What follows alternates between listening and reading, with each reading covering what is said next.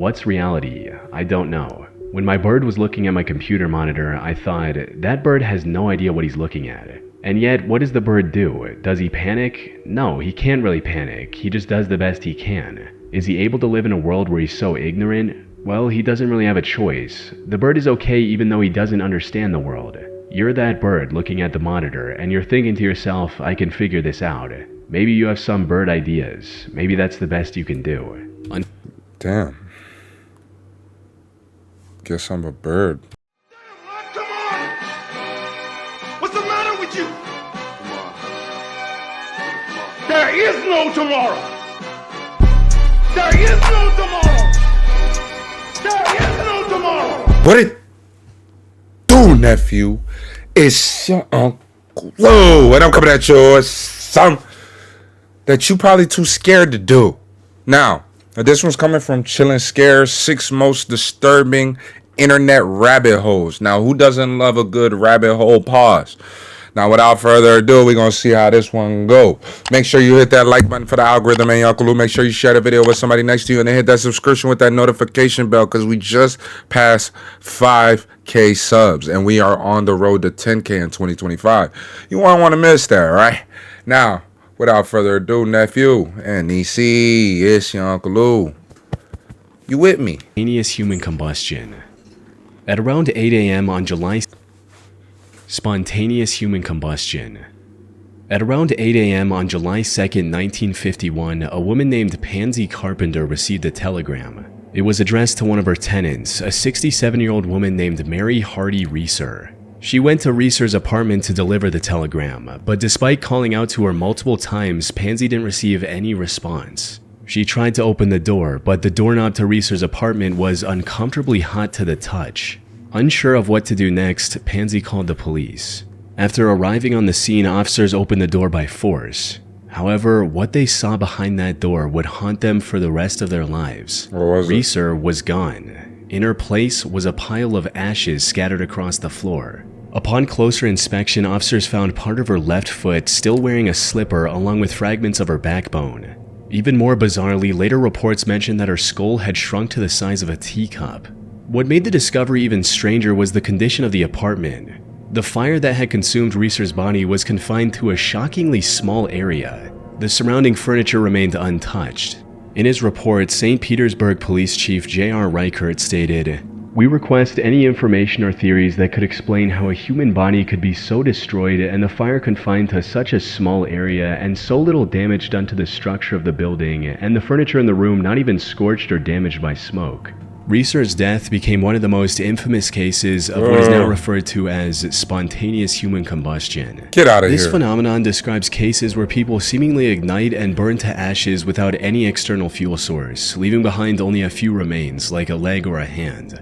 A similar thing happened to physician John Irving Bentley in 1966, where the only thing left of him was the lower part of his right leg and the rest was burned to ashes.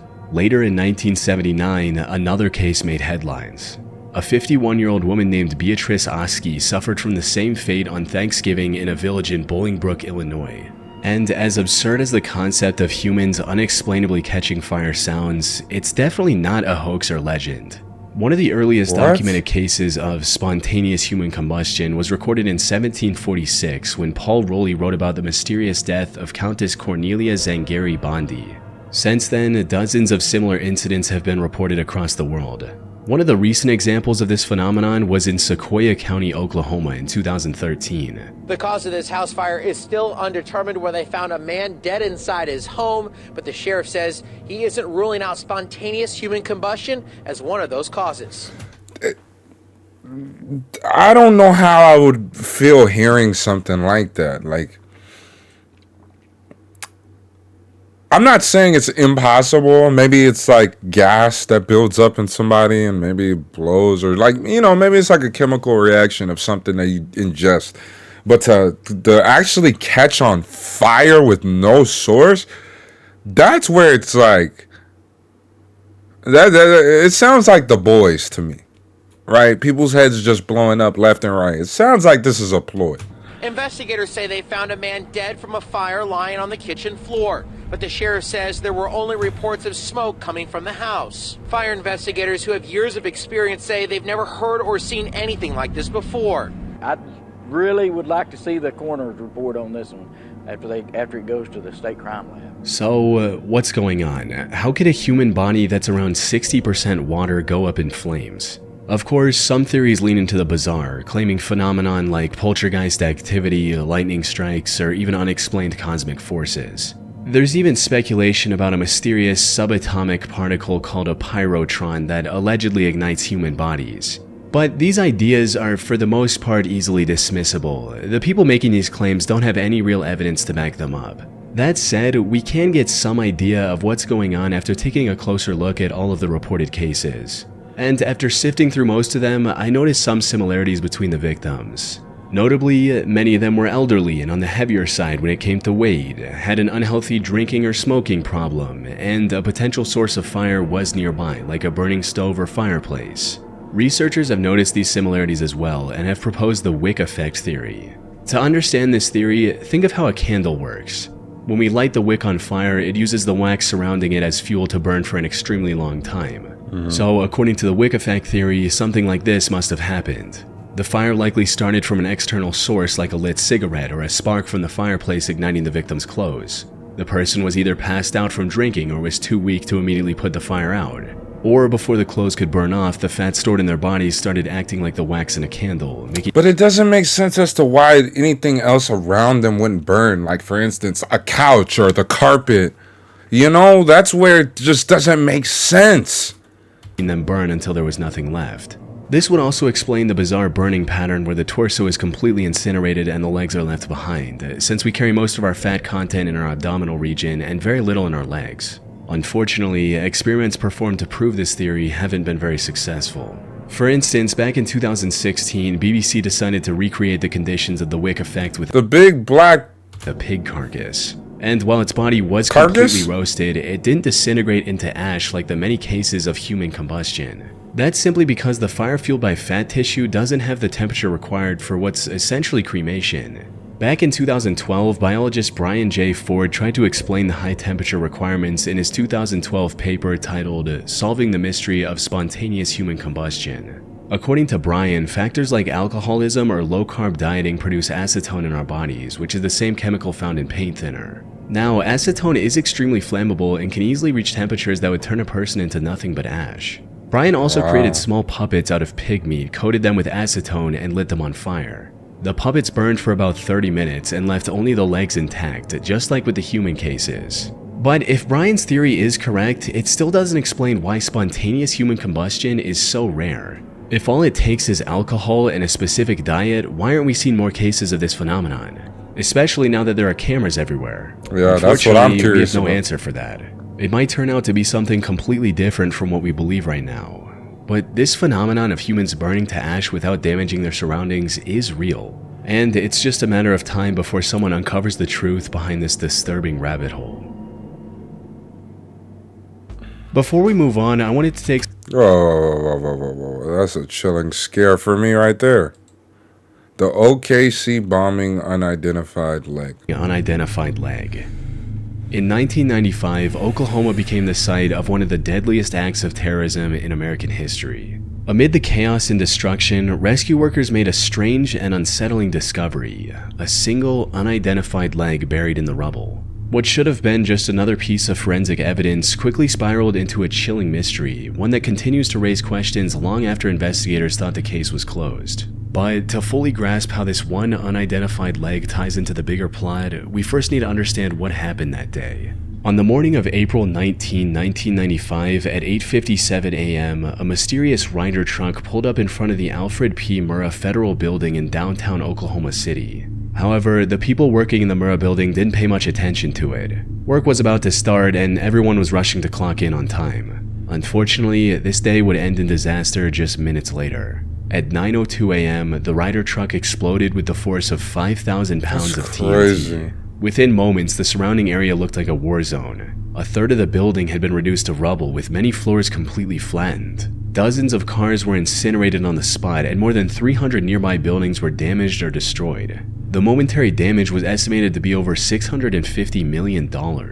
but the human toll was far worse. The explosion claimed the lives of 168 people, including 19 children. Around 700 people were also injured in the initial detonation and the resulting collapse of the building. That's insane. It wasn't long before the FBI was on the scene and looking for clues to find the suspect, which didn't take long. On April 20, investigators found the rear axle of the Ryder truck.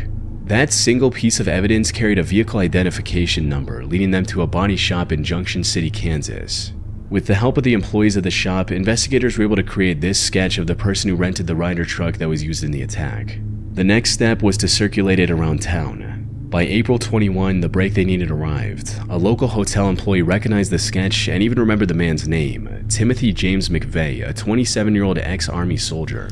Yo, that sketch is pretty close, like, it's pretty on par. However, when investigators began looking for Timothy, they made a shocking discovery. He was already in jail. As it turns out, he had been arrested just 90 minutes after the bombing, roughly 80 miles north of Oklahoma City. Oklahoma State Trooper Charlie Hanger pulled him over for driving without a license plate.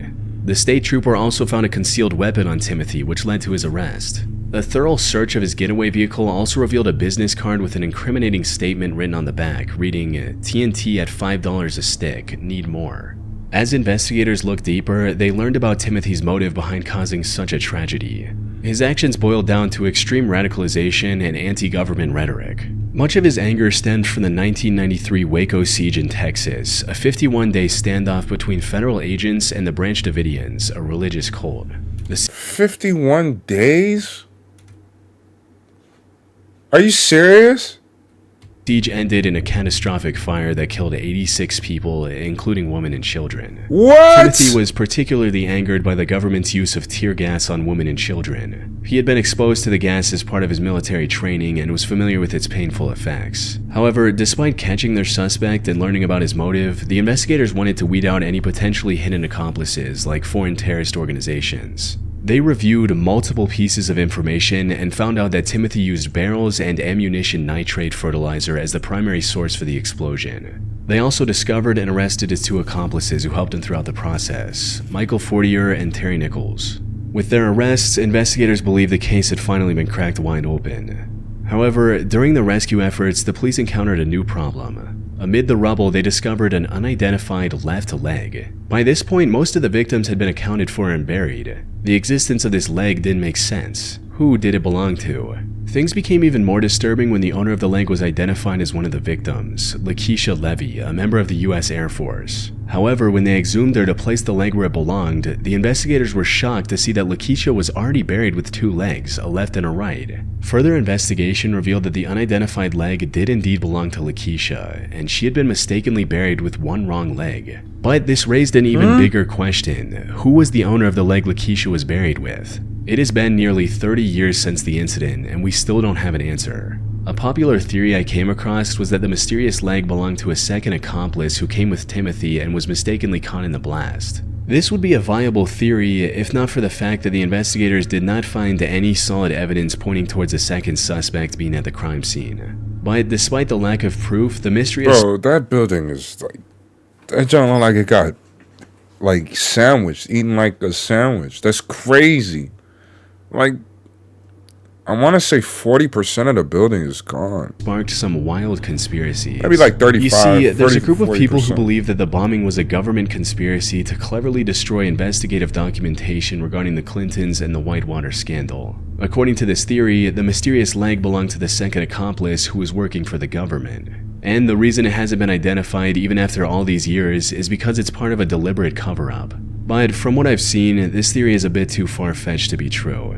Think of it this way, if the people in power wanted to get rid of some documents, they had a million other, more suitable ways to accomplish this goal. Ones that didn't involve the tragic loss of so many lives. The more likely explanation for this mysterious leg is that it belonged to some undocumented homeless person who was near the building at the time of the incident. One Reddit user also backed this theory with a personal account stating, "I visited the area the day before with a coworker to get a search warrant from the U.S. District Court and also visit the people in the Murrah building. I was there during the investigation as an investigator. There was a black homeless woman that panhandled in front of the Murrah building. Everyone in my office was convinced it was her. We had seen her many, many times. You'll never change any of our minds that the leg wasn't hers. However, we really don't know if this is true to this day, and we likely won't ever, as I highly doubt the FBI or the Oklahoma government would reopen the 30-year-old case and That's spend tons of money just to crazy, confirm though. or deny the theories floating on the internet. Now, I heard about this case before, but I never really actually like deep dove into the story. So I appreciate Young Scares for covering that. But man, that is crazy when you put that in perspective. Like, that one truck did that much damage to all those people in an instant, man. I don't know why people do things like that. In March of 2002, a tabletop RPG called The One Paragraph RPG was published by a person named Matthew/C++. It was already an extremely bizarre and overly complicated game with nonsensical rules and mathematical equations. However, the author changed its name to Hybrid and kept updating the game over the upcoming years. And with each update, the game got more and more complicated. As it stands right now, Hybrid has a total of 551 rules, which explain everything from the progression to the power system. But the truth is, these rules don't really explain anything. Hybrid is a chaotic mishmash of disjointed ideas and concepts that fail to work together, leaving the game completely unplayable. Of course, the large number of rules is a massive deterrent for most people, not to mention the horrendous, headache-inducing color scheme of the website. But even those who actually spent the time to read and decipher these rules have come to the conclusion that the vast majority of Hybrid is utter nonsense. For example, Matthew included countless mathematical equations in the rule set, but solving these equations often requires abbreviations like C2, DP, and LP, none of which are ever defined in the game. To make matters worse, some of the equations themselves are entirely made up and don't even adhere to basic mathematical principles. And as if that wasn't enough, the game is also riddled with odd tangents like movie reviews and a brownie recipe in case the players got hungry while reading the rules. Now, some people have tried to rationalize Matthew's intent behind creating these pages of utter chaos and nonsense, seeing this as a genuine attempt from someone with zero knowledge of game design. However, given the sheer oddity of this whole thing, that doesn't seem to be the case, which leaves us with only two options to justify the existence of Hybrid. For starters, it's entirely possible that this whole thing is a massive troll. The author knows that 99%. But then why would he go and keep updating it each time if he's gonna troll? That's a big ass waste of time if he's gonna do all that, because he's been doing it over years, and it's so many. You said it's 551 rules that got added to it over time, and that was a span of over years. I don't think he's. It's entirely possible that this whole thing is a massive troll. The author knows that 99% of his quote game doesn't make any sense and made it just to confuse people on the internet. Now, this could have been a plausible theory if not for the fact that Matthew kept working on it for years. The website hosting the game was shut down in 2009, but the author came back with a blog in 2016 and has continued the game since. Not even the most dedicated trolls have the time and energy to churn out so much gibberish for so many years. From what I've seen, the more likely option is that Hybrid is the life's work of a madman. Matthew is serious about creating the most complicated tabletop RPG ever. However, he's also suffering from some sort of mental illness, likely schizophrenia, which would explain everything from the random tangents, nonsense rules, and bizarre rants. In fact, the Hybrid RPG poses a striking resemblance to poorly planned comics by someone named Jack Masters, which I discussed in a previous video. Jack was also suffering from severe schizophrenia and created something just as bizarre as Hybrid. Sadly, given how long it's been going for at this point, I really doubt the author of Hybrid would ever come out and explain his situation and intentions in plain text. Yeah, it's been that long. Temple OS. Terrence Andrew Davis was born in 1969 in West Allis, Wisconsin. He had a keen interest in computers from a young age, which resulted in him learning the assembly programming language on a Commodore 64 as a teenager. He later earned both a bachelor's degree in computer engineering and a master's degree in electrical engineering from Arizona State University and began working for Ticketmaster as a programmer. He had a good education, a steady job, and loving parents. Things were looking up for Terry. Unfortunately, by the time he turned 27, he started experiencing regular manic episodes. He was later diagnosed with bipolar disorder and schizophrenia, the latter of which became the driving force behind the project that made him famous, Temple OS.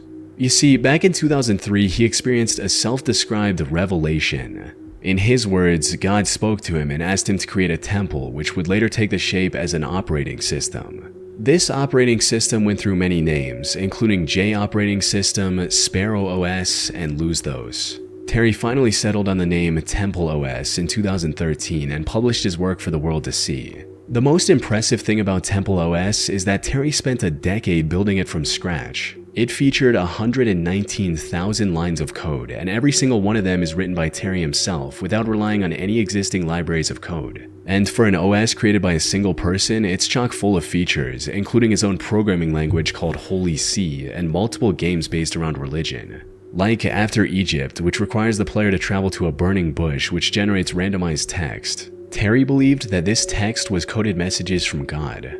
However, while his programming skills remained sharp, his ability to grasp the reality around him kept getting weaker by the day. He would often go on incomprehensible rants with untreated an unhealthy dose of slurs.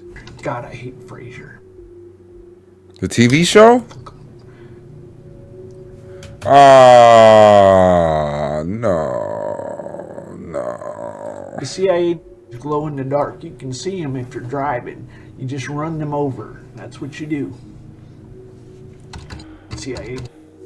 He often posted similar rants on his Twitter account as well. However, among the madness, he would sometimes become lucid and say some extremely profound statements. What's reality? I don't know. When my bird was looking at my computer monitor, I thought, that bird has no idea what he's looking at. And yet, what does the bird do? Does he panic? No, he can't really panic. He just does the best he can. Is he able to live in a world where he's so ignorant? Well, he doesn't really have a choice. The bird is okay even though he doesn't understand the world.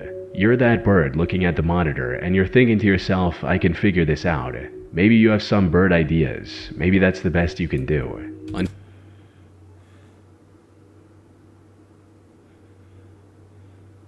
Damn. Guess I'm a bird. Fortunately, his mental health took a devastating turn in December 2017.